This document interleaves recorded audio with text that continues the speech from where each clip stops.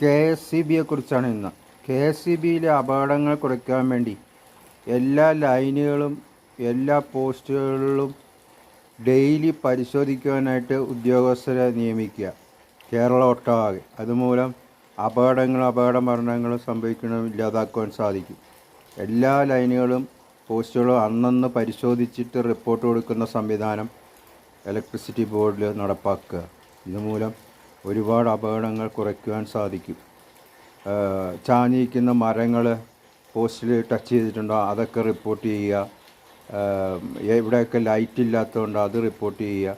ഇതൊക്കെ അപ്പോൾ റിപ്പയർ ചെയ്ത് പ്രശ്നം പരിഹരിക്കാനുള്ള സംവിധാനം ഇലക്ട്രിസിറ്റി ബോർഡ് സ്വീകരിക്കുകയാണെങ്കിൽ അപകടങ്ങൾ കുറയ്ക്കുവാൻ സാധിക്കും. ഇതിനായിട്ട് അടിയന്തരമായി കുറേ ഉദ്യോഗസ്ഥരെ നിയമിക്കുക.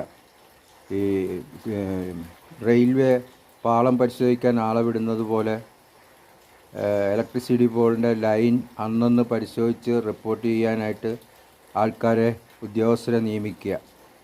പോസ്റ്റുകൾ പരിശോധിക്കുക. വീഴറായ പോസ്റ്റുകൾ അടിയന്തരമായി മാറ്റുക. ലൈനുകൾ ചാഞ്ഞു കിടക്കുന്നത് നീക്കം ചെയ്ത് പുതിയ ലൈൻ സ്ഥാപിക്കുക. മരങ്ങളുടെ ചില്ലകൾ വെട്ടാനുള്ള സംവിധാനം ഏർപ്പെടുത്തുക.